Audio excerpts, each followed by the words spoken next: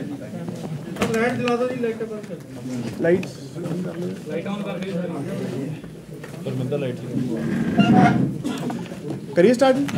हाँ जी अच्छा ਅੱਜ ਇਮੀਗ੍ਰੇਸ਼ਨ ਸਕੈਮ ਦੇ ਰਿਗਾਰਡਿੰਗ ਅੱਜ ਆਪਾਂ ਪ੍ਰੈਸ ਕਾਨਫਰੰਸ ਰੱਖੀ ਹੈ। ਇਹ 'ਚ ਅਸੀਂ ਇੱਕ ਗੈਂਗ ਜਿਹੜਾ ਹੈਗਾ ਉਹਨੂੰ ਆਇਡੈਂਟੀਫਾਈ ਕੀਤਾ ਤੇ ਉਹਦੇ ਕਾਫੀ ਮੈਂਬਰ ਜਿਹੜੇ ਅਰੈਸਟ ਕੀਤੇ ਹੈ। ਇਹ ਗੈਂਗ ਆਪਣੇ ਭੋਲੇ ਭਾਲੇ ਜਿਹੜੇ ਵਿਕਟਿਮ ਸੀਗੇ ਸਾਡੇ ਇੱਥੇ ਕਾਫੀ ਅਲੱਗ-ਅਲੱਗ ਜਗ੍ਹਾ ਤੋਂ ਹੈ, ਪੰਜਾਬ ਤੋਂ ਵੀ ਹੈ, ਯੂਪੀ ਤੋਂ ਵੀ ਹੈ ਤੇ ਖਾਸ ਤੌਰ ਤੇ ਪੰਜਾਬ ਦੇ ਆਪਣੇ ਵਿਕਟਿਮ ਜਿਹੜੇ ਸੀਗੇ ਉਹਨਾਂ ਨੂੰ ਵਰਗਲਾ ਕੇ ਬਾਹਰ ਭੇਜਣ ਦਾ ਝਾਂਸਾ ਦਿੰਦਾ ਸੀਗਾ ਤੇ ਉਹਨਾਂ ਨੂੰ ਫਿਰ ਉੱਥੇ ਕਿਡਨੈਪ ਕਰ ਲੈਂਦੇ ਸੀਗੇ ਤੇ ਐਕਸਟੋਰਸ਼ਨ ਦੇ ਤੌਰ ਤੇ ਉਹਨਾਂ ਦੇ ਘਰਦਿਆਂ ਤੋਂ ਫਿਰ ਪੈਸੇ ਮੰਗਾਉਂਦੇ ਸੀਗੇ। ਇਹਨਾਂ ਦਾ ਬੇਸਿਕਲੀ ਮੋਡਸ ਆਪਰੈਂਡੀ ਸੀ। ਬਲਕਿ ਤੁਹਾਡੇ ਮਾਧਿਅਮ ਤੋਂ ਮੈਂ ਸਾਰਿਆਂ ਨੂੰ ਇਹ ਦੱਸਣਾ ਵੀ ਚਾਹੂੰਗਾ ਤੇ ਅਲਰਟ ਵੀ ਕਰਨਾ ਚਾਹੂੰਗਾ ਸਾਰਿਆਂ ਨੂੰ। ਇਹਨਾਂ ਦਾ ਮੋਡਸ ਆਪਰੈਂਡੀ ਇਹ ਸੀਗਾ, ਇਹ ਕਹਿੰਦੇ ਸੀ ਕਿ ਅਸੀਂ ਜੀ ਤੁਹਾਨੂੰ ਲੀਗਲੀ ਜਾਂ ਇਲੀਗਲੀ, ਮੋਸਟਲੀ ਇਹਨਾਂ ਨੂੰ ਇਲੀਗਲੀ ਹੀ ਕਹਿੰਦੇ ਸੀ ਕਿ ਅਸੀਂ ਤੁਹਾਨੂੰ ਅਮਰੀਕਾ ਜਾਂ ਯੂਰਪੀਅਨ ਕੰਟਰੀਜ਼ ਦੇ ਵਿੱਚ ਉੱਥੇ ਭੇਜਾਂਗੇ। ਤਾਂ ਕਰੀਬ 30 ਤੋਂ 40 ਲੱਖ ਦੇ ਆਸ-ਪਾਸ ਡਿਮਾਂਡ ਹੁੰਦੀ ਸੀ ਇਹਨਾਂ ਦੀ। ਪਰ ਇਹਨਾਂ ਦਾ ਮੇਨ ਸੈਲਿੰਗ ਪੁਆਇੰਟ ਕੀ ਸੀ, ਇਹ ਕਹਿੰਦੇ ਸੀ ਜੀ ਕਿ ਅਸੀਂ ਤੁਹਾਡੇ ਤੋਂ ਪੈਸੇ ਐਡਵਾਂਸ ਨਹੀਂ ਲਵਾਂਗੇ ਕੋਈ ਵੀ, ਉੱਥੇ ਪਹੁੰਚਣ ਤੋਂ ਬਾਅਦ ਜਦੋਂ ਤੁਹਾਡਾ ਮੁੰਡਾ ਪਹੁੰਚ ਜੂਗਾ ਉਸ ਤੋਂ ਬਾਅਦ ਅਸੀਂ ਪੈਸੇ ਲਵਾਂਗੇ। ਤਾਂ ਇਸ ਕਰਕੇ ਕਾਫੀ ਬੰਦੇ ਇਹਨਾਂ ਦੇ ਝਾਂਸੇ ਦੇ ਵਿੱਚ ਆ ਜਾਂਦੇ ਸੀਗੇ। ਇਹ ਉੱਥੇ ਫਲਾਈਟ ਜਿਹੜੀ ਸੀਗੀ ਇਹ ਕਦੀ ਪਹਿਲਾਂ ਨੇਪਾਲ ਦੀ ਕਰਾਉਂਦੇ ਸੀਗੇ, ਫਿਰ ਇੰਡੋਨੇਸ਼ੀਆ ਦੀ। ਹੁਣ ਲੇਟੈਸਟ ਜਿਹੜੇ ਇਹ ਬੰਦੇ ਅਸੀਂ ਰਾਉਂਡ ਅਪ ਕੀਤੇ ਇਹਨਾਂ ਦਾ ਪਤਾ ਲੱਗਿਆ ਕਿ ਇਹਨਾਂ ਦੀ ਇੰਡੋਨੇਸ਼ੀਆ ਦੀ ਫਲਾਈਟ ਜਿਹੜੀ ਸੀਗੀ ਕਰਾਈ ਗਈ, ਜਿਹੜੇ ਆਪਣੇ ਵਿਕਟਿਮਸ ਦੀ ਸੀਗੀ ਉਹ ਇੰਡੋਨੇਸ਼ੀਆ ਦੀ ਫਲਾਈਟ ਦੇ ਉੱਥੇ ਇੰਡੋਨੇਸ਼ੀਆ ਲੈ ਜਾਂਦੇ। ਇੰਡੋਨੇਸ਼ੀਆ ਲਿਜਾਣ ਤੋਂ ਬਾਅਦ ਜਿਹੜੇ ਘਰ ਦੇ ਸੀਗੇ ਉਹਨਾਂ ਨੂੰ ਦੱਸਿਆ ਜਾਂਦਾ ਸੀਗਾ ਕਿ ਤੁਹਾਡੇ ਜਿਹੜੇ ਬੱਚੇ ਹੈਗੇ ਆ ਉਹ ਮੈਕਸੀਕੋ ਦੇ ਵਿੱਚ ਪਹੁੰਚ ਗਏ। ਰੱਖ ਲਓ ਬੇਟਾ, ਮੈਕਸੀਕੋ ਦੇ ਵਿੱਚ ਪਹੁੰਚ ਗਏ ਹੈਗੇ ਆ ਜਿਹੜੇ ਤੁਹਾਡੇ ਬੱਚੇ ਹੈਗੇ, ਜਦਕਿ ਉਹ ਹੁੰਦੇ ਅਸਲ ਦੇ ਵਿੱਚ ਇੰਡੋਨੇਸ਼ੀਆ ਸੀਗਾ। ਇੰਡੋਨੇਸ਼ੀਆ ਦੇ ਵਿੱਚ ਫਿਰ ਉਹ ਕਾਫੀ ਬੰਦੇ ਜਿਹੜੇ ਸੀਗੇ ਇਕੱਠੇ ਕੀਤੇ ਜਾਂਦੇ ਸੀਗੇ। ਇਕੱਠੇ ਕਰਨ ਤੋਂ ਬਾਅਦ ਉਹਨਾਂ ਨੂੰ ਫਿਰ ਉਹ ਟੌਰਚਰ ਵੀ ਕੀਤਾ ਜਾਂਦਾ ਸੀਗਾ, ਉਹਨਾਂ ਨੂੰ ਫਿਜ਼ੀਕਲੀ ਵੀ ਪ੍ਰਤਾੜਿਤ ਕੀਤਾ ਜਾਂਦਾ ਸੀਗਾ ਉਹਦੇ ਵਿੱਚ। ਫਿਰ ਉਸ ਤੋਂ ਬਾਅਦ ਉਹਨਾਂ ਦੇ ਘਰਦਿਆਂ ਨੂੰ ਫੋਨ ਕਰਾਇਆ ਜਾਂਦਾ ਸੀਗਾ ਕਿ ਇਹ ਜਿਹੜੇ ਬੰਦੇ ਹੈਗੇ ਆ ਇਹ ਉੱਥੇ ਤੁਹਾਡੇ ਕੋਲੇ ਮੈਕਸੀਕੋ ਪਹੁੰਚ ਗਿਆ, ਤੁਹਾਡਾ ਕੰਮ ਹੋ ਗਿਆ ਤੇ ਪੈਸੇ ਪਾਉਣੇ ਸ਼ੁਰੂ ਕਰੋ। ਫਿਰ ਉੱਥੇ ਉਹ ਬੰਦੇ ਘਰਦਿਆਂ ਨੂੰ ਫੋਨ ਕਰਦੇ ਸੀਗੇ ਤੇ ਜਿਹੜੇ ਪੈਸੇ ਸੀਗੇ ਉਹ ਪਵਾਉਂਦੇ ਸੀਗੇ। ਉਹ ਪਵਾਉਣ ਤੋਂ ਬਾਅਦ ਫਿਰ ਇਹਨਾਂ ਨੂੰ ਵਾਪਸ ਜਿਹੜਾ ਸੀਗਾ ਇੰਡੀਆ ਦੀ ਫਲਾਈਟ ਚੜ੍ਹਾ ਦਿੱਤੀ ਜਾਂਦੀ ਸੀ। ਉਸ ਤੋਂ ਬਾਅਦ ਇਹ ਕੰਪਲੇਂਟਸ ਵਗੈਰਾ ਵੀ ਕਰਦੇ ਸੀ ਜਿਹਦੇ ਰਿਗਾਰਡਿੰਗ ਸਾਡੇ ਕੋਲ FIR ਵੀ ਦਰਜ ਸੀ। ਇਨਫੈਕਟ ਜਦੋਂ ਸਾਡੇ ਕੋਲ ਸਾਡੇ ਧਿਆਨ 'ਚ ਮੈਟਰ ਆਇਆ ਇਹ, ਤਾਂ ਜਦੋਂ ਇਹ ਟੌਰਚਰ ਕੀਤਾ ਜਾ ਰਿਹਾ ਸੀਗਾ, ਇਹਨਾਂ ਨੂੰ ਉੱਥੇ ਕਿਤੇ ਤੰਗ ਪਰੇਸ਼ਾਨ ਕੀਤਾ ਜਾ ਰਿਹਾ ਸੀ ਬੰਦੇ ਨੂੰ, ਤਾਂ ਉੱਥੋਂ ਕੋਈ ਬੰਦਾ ਆਪਦੇ ਘਰਦਿਆਂ ਨਾਲ ਕੰਟੈਕਟ ਕਰ ਪਾਇਆ। ਉਹਨੇ ਦੱਸਿਆ ਕਿ ਅਸੀਂ 8-10 ਬੰਦੇ ਹੈਗੇ ਆ ਜਿਹੜੇ ਕਿ ਇੱਥੇ ਤੰਗ ਪਰੇਸ਼ਾਨ ਕੀਤੇ ਜਾ ਰਹੇ ਆ, ਸਾਨੂੰ ਇਹ ਵੀ ਨਹੀਂ ਪਤਾ ਕਿ ਕਿੱਥੇ ਰੱਖਿਆ ਹੋਇਆ ਹੈ। ਜੋ ਸਾਡੇ ਧਿਆਨ 'ਚ ਆਇਆ ਇਮੀਡੀਏਟਲੀ ਅਸੀਂ FIR ਇੱਥੇ ਰਜਿਸਟਰ ਕੀਤੀ।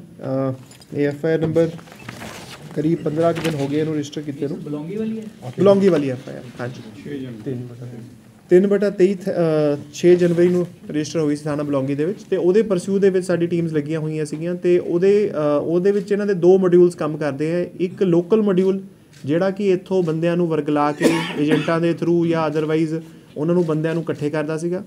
ਉਸ ਤੋਂ ਬਾਅਦ ਨੈਕਸਟ ਮੋਡਿਊਲ ਜਿਹੜਾ ਇਹਨਾਂ ਦਾ ਇੰਡੋਨੇਸ਼ੀਆ ਜਾਂ ਬਾਹਰਲੇ ਕੰਟਰੀਜ਼ ਦੇ ਵਿੱਚ ਬੈਠਾ ਹੈ, ਜਿਹੜਾ ਕਿ ਇਹਨਾਂ ਨੂੰ ਤੰਗ ਪਰੇਸ਼ਾਨ ਕਰਕੇ ਤੇ ਉਸ ਤੋਂ ਬਾਅਦ ਐਕਸਟੋਰਸ਼ਨ ਦੇ ਤੌਰ 'ਤੇ ਜਾਂ ਵਰਗਲਾ ਕੇ ਔਰ ਘਰਦਿਆਂ ਨੂੰ ਬੇਵਕੂਫ ਬਣਾ ਕੇ ਉਹਨਾਂ ਤੋਂ ਪੈਸੇ ਜਿਹੜੇ ਸੀ ਇਕੱਠੇ ਕਰਦੇ ਸੀ। ਤਾਂ ਇਹ ਇਹਨਾਂ ਦਾ ਮੋਡਸ ਆਪਰੈਂਡੀ ਸੀਗਾ।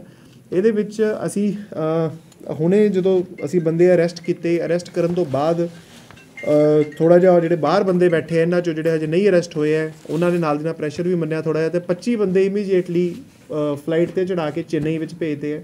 ਉਹ 25 ਬੰਦੇ ਅਸੀਂ ਇਮੀਡੀਏਟਲੀ ਰੈਸਕਿਊ ਕਰਾਏ ਨੇ। ਉਦੋਂ ਪਹਿਲਾਂ ਵੀ ਜਦੋਂ ਇਮੀਡੀਏਟਲੀ ਫੜੇ ਸੀਗੇ ਤਾਂ ਕਰੀਬ 6 ਬੰਦੇ ਸੀ, 8 ਬੰਦੇ ਉਦੋਂ ਜਿਹੜੀ 6 ਜਨਵਰੀ ਨੂੰ ਜਦੋਂ ਸਾਨੂੰ ਇਨਫੋਰਮੇਸ਼ਨ ਆਈ ਸੀਗੀ ਤਾਂ 8 ਬੰਦੇ ਅਸੀਂ ਉਦੋਂ ਰੈਸਕਿਊ ਕਰਾਏ ਸੀਗੇ। ਤਾਂ 33 ਬੰਦੇ ਅਸੀਂ ਆਲਰੇਡੀ ਇੱਥੋਂ ਰੈਸਕਿਊ ਕਰਾ ਚੁੱਕੇ ਹਾਂ। ਅਤੇ ਸਾਡਾ ਮੇਨ ਮਕਸਦ ਇਸ ਪ੍ਰੈਸ ਕਾਨਫਰੰਸ ਦਾ ਇਹ ਸੀਗਾ ਕਿ ਸਾਰਿਆਂ ਨੂੰ ਇਸ ਚੀਜ਼ ਬਾਰੇ ਅਵੇਅਰ ਕਰਨਾ ਕਿ ਇਸ ਲਾਲਚ ਦੇ ਵਿੱਚ ਤੁਸੀਂ ਨਾ ਆਓ। ਬਾਹਰ ਭੇਜਣ ਦਾ ਪ੍ਰੋਪਰ ਜਿਹੜਾ ਚੈਨਲ ਹੈਗਾ, ਪ੍ਰੋਪਰ ਜਿਹੜੇ ਰਜਿਸਟਰਡ ਜਿਹੜੇ ਏਜੰਟਸ ਵਗੈਰਾ ਉਹਨਾਂ ਦੇ ਥਰੂ ਹੀ ਆਪਣਾ ਕਰੋ। ਇਹ ਜਿਹੜਾ ਹੈਗਾ ਟੋਟਲ ਫਰੋਡ ਸਕੀਮ ਹੈਗੀ ਹੈ, ਇਹ 'ਚ ਬੱਚਿਆਂ ਦਾ ਵੀ ਨੁਕਸਾਨ ਹੁੰਦਾ ਹੈ, ਪਲੱਸ ਜਿਹੜੀ ਹੈਗੀ ਹੈ ਤੁਹਾਡੇ ਨਾਲ ਠੱਗੀ ਵੀ ਵੱਜਦੀ ਹੈ ਇਸ ਚੀਜ਼ ਦੇ ਵਿੱਚ। ਜਦੋਂ ਇਹਨਾਂ ਦਾ ਮੋਡਿਊਲ ਇੱਥੇ ਬਰਸਟ ਹੋ ਗਿਆ, ਇੱਥੇ ਜਿਵੇਂ ਮੋਸਟਲੀ ਇਹ ਜਲੰਧਰ ਹੁਸ਼ਿਆਰਪੁਰ ਏਰੀਆ ਦੇ ਬੇਸ ਸੀਗੇ ਬੰਦੇ ਇਹ ਜਿਹੜੇ ਇਹਨਾਂ ਦਾ ਮੋਡਿਊਲ ਚਲਾਉਂਦੇ ਸੀਗੇ, ਉੱਥੋਂ ਗ੍ਰੈਬ ਕਰਦੇ ਸੀ ਬੰਦੇ ਇਹ ਭੋਲੇ ਭਾਲੇ ਵਿਕਟਿਮ ਜਿਹੜੇ ਹੈਗੇ ਆਪਣੇ। ਉਹਨਾਂ ਨੂੰ ਅਸੀਂ ਫੜ ਲਿਆ। ਉਹਨਾਂ ਦੇ ਜਿਹੜੇ 5 ਬੰਦੇ ਅਰੈਸਟ ਕੀਤੇ ਉਹ ਮੇਨ ਇੱਥੋਂ ਦੇ ਮੋਡਿਊਲ ਚਲਾਉਣ ਵਾਲੇ ਬੰਦੇ ਹੈਗੇ ਹੈ। ਉਹ ਜਦੋਂ ਆਇਡੈਂਟੀਫਾਈ ਹੋਏ, ਠੀਕ ਹੈ, ਤਾਂ ਉਹਨਾਂ ਦੇ ਜਿਹੜੇ ਬੇਸਿਕਲੀ ਮੇਨ ਮੋਡਿਊਲ ਦੇ ਹੋਲਡਰਸ ਹੈ ਉਹ ਵੀ ਇਸੇ ਇਲਾਕੇ ਦੇ ਹੈ। ਤੁਹਾਨੂੰ ਡਿਟੇਲ ਸਾਰੀਆਂ ਪ੍ਰੈਸ ਨੋਟ ਦੇ ਵਿੱਚ ਹੈਗੇ। ਇੱਕ ਸੰਜੇ ਨਾਮ ਦਾ ਬੰਦਾ, ਇੱਕ ਸਨੀ ਨਾਮ ਦਾ ਬੰਦਾ, ਉਹ ਵੀ ਇਸੇ ਆਪਣੇ ਹੁਸ਼ਿਆਰਪੁਰ ਜਲੰਧਰ ਇਲਾਕੇ ਦੇ ਹੀ ਰਹਿਣ ਵਾਲੇ ਆ ਪਿੱਛੋਂ।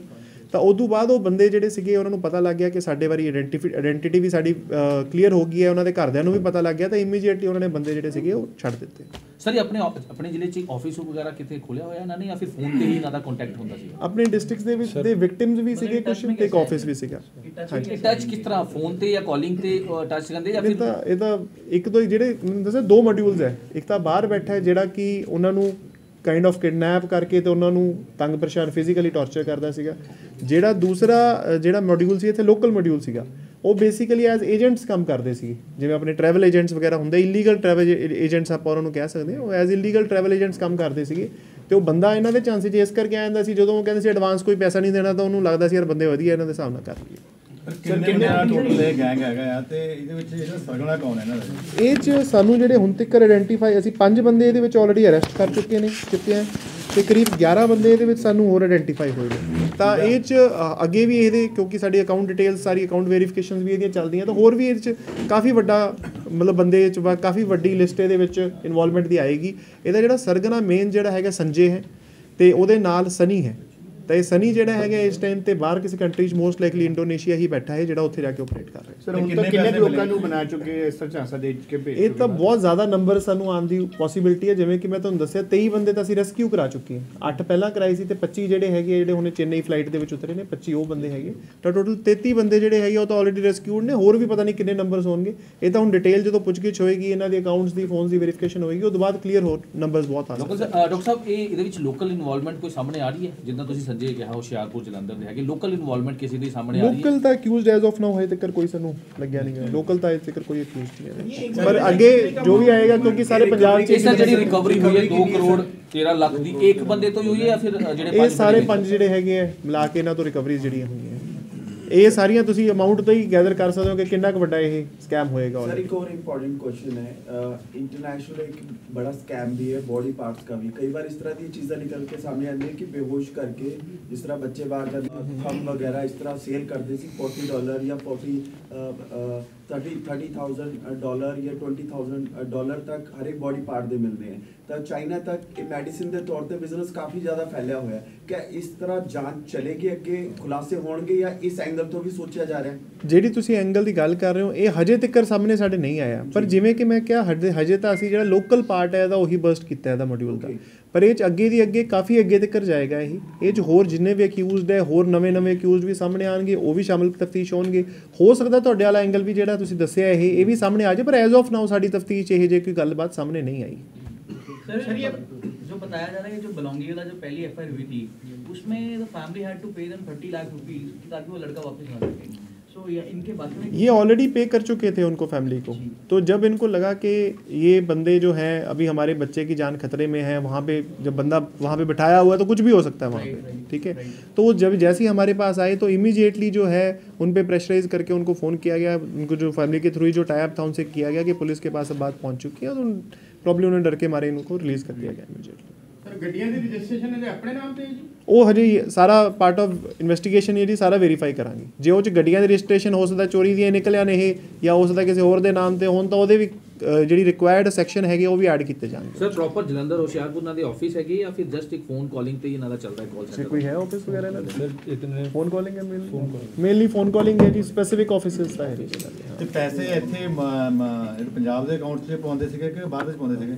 ਸਾਰੇ ਅਕਾਊਂਟਸ ਹੈ ਜੀ, ਮਲਟੀਪਲ ਅਕਾਊਂਟਸ ਹੈਗੇ ਆ। ਉਹ ਫਾਈਨੈਂਸ਼ੀਅਲ ਅਕਾਊਂਟਸ ਜਿਹੜੀ ਅਸੀਂ ਉਹ, ਕਿਉਂਕਿ ਹੁਣੇ ਕੱਲ ਪਰਸੋਂ ਇਹ ਅਰੈਸਟ ਕੀਤੇ ਅਸੀਂ ਬੰਦੇ ਜਿਹੜੇ ਹੈਗੇ ਪਿਛਲੇ 2-3 ਦਿਨਾਂ ਦੇ ਵਿੱਚ ਹੀ, ਤਾਂ ਉਹ ਡਿਟੇਲਡ ਫਾਈਨੈਂਸ਼ੀਅਲ ਇਨਵੈਸਟੀਗੇਸ਼ਨ ਇਹਦੀ ਅਸੀਂ ਸਟਾਰਟ ਕੀਤੀ ਹੋਈ ਹੈ ਆਲਰੇਡੀ। ਇਨਫੈਕਟ ਜਿਹੜੀ ਤੁਸੀਂ ਗੱਲ ਕੀਤੀ ਅਕਾਊਂਟਸ ਦੇ ਵਿੱਚੋਂ ਸਾਨੂੰ ਕਾਫੀ खुलासे होने की उम्मीद है।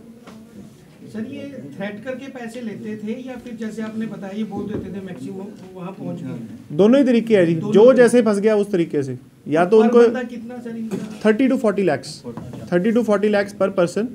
तो ये मतलब दोनों जैसे, जो बंदा ये है कि उसको वहाँ पे तो डरा लिया बंदे को, जो बंदा इस तरीके से घर वालों को बेवकूफ़ बनाने वाले स्ट्रेटजी में आ गया कि जी मैक्सिको पहुँच गए हैं बंदे, आप पैसे भिजवा दीजिए, तो वो इंस्टॉलमेंट्स में पैसे डलवा देते थे।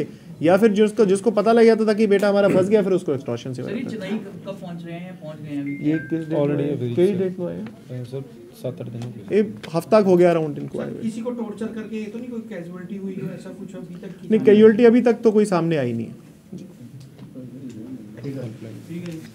अच्छा, ਆਪਾਂ ਹੈਲਪਲਾਈਨ ਇੱਕ ਹੈਲਪਲਾਈਨ ਹੈਗਾ, ਬਹੁਤ ਜ਼ਿਆਦਾ ਹੋ ਸਕਦਾ ਇਹਦੇ ਵਿੱਚ।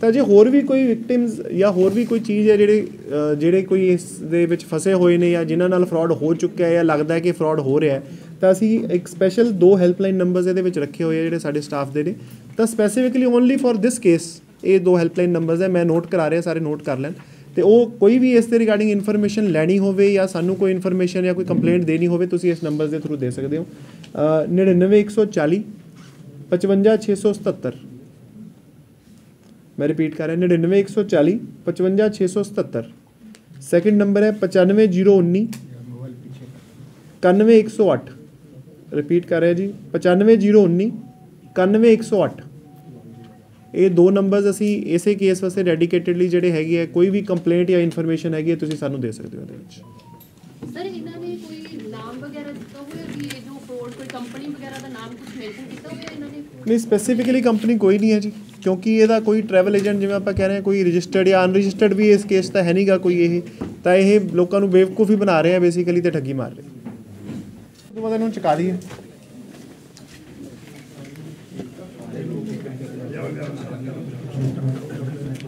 ਸਰ ਇਹ ਕਿੰਨੇ ਬੰਦੇ ਇਹ ਟੋਟਲ 5 ਬੰਦੇ ਜਿਹੜੇ ਹੈਗੇ ਆਪਾਂ ਅਰੈਸਟ ਕੀਤੇ ਇਸ ਟਾਈਮ ਤੇ ਟੋਟਲ ਇਹ ਗੈਂਗ ਦੇ ਵਿੱਚ ਬਹੁਤ ਜ਼ਿਆਦਾ ਬੰਦੇ ਆ ਹੋਰ ਇਹ 'ਚ 11 ਬੰਦੇ ਹੋਰ ਨੋਮੀਨੇਟ ਵੀ ਕੀਤੇ ਹੋਏ ਨੇ ਤੇ ਉਹਨਾਂ ਨੂੰ ਵੀ ਛੇਤੀ ਅਰੈਸਟ ਕਰਾਂਗੇ ਕਿੰਨੇ ਕੇਸ ਸੌਟ ਇਹ 'ਚ ਆਪਣੇ ਇੱਥੇ 2 ਕੇਸਿਸ ਰਜਿਸਟਰਡ ਸੀਗੇ ਉਹ ਸਾਊਟ ਆਊਟ ਹੋਇਆ ਇੱਕ ਬੱਦੀ ਦੇ ਵਿੱਚ ਕੇਸ ਰਜਿਸਟਰਡ ਹੈ ਤੇ ਹੋਰ ਵੀ ਅਨਲਿਮਿਟਿਡ ਨੰਬਰ ਆਫ ਵਿਕਟਿਮਸ ਇਹਦੇ ਵਿੱਚ ਹੈਗੇ ਇਹ ਤੁਹਾਨੂੰ ਪ੍ਰੈਸੈਂਟ ਆ ਗਏ ਨਾ ਹਾਂ ਮੈਟਰ ਬੇਸਿਕਲੀ ਤੁਹਾਨੂੰ ਆਈਡੀਆ ਲੱਗ ਗਿਆ ਇਸ ਚੀਜ਼ ਦਾ ਇਹ ਇਮੀਗ੍ਰੇਸ਼ਨ ਦਾ ਜਿਹੜਾ ਸਕੈਮ ਹੈ ਬੇਸਿਕਲੀ ਜਿਹੜਾ ਉਹ ਕਲੀਅਰ ਕੀਤਾ ਆਪਾਂ ਇਹਨੂੰ ਚੁਕਾ ਦਈਏ ਭਾਈ ਇਹਨੂੰ ਮੂਵ ਕਰਾ ਦਿਓ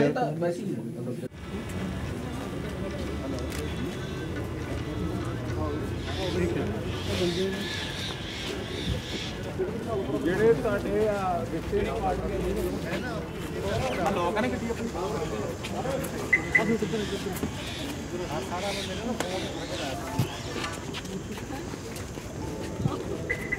अभी आ गई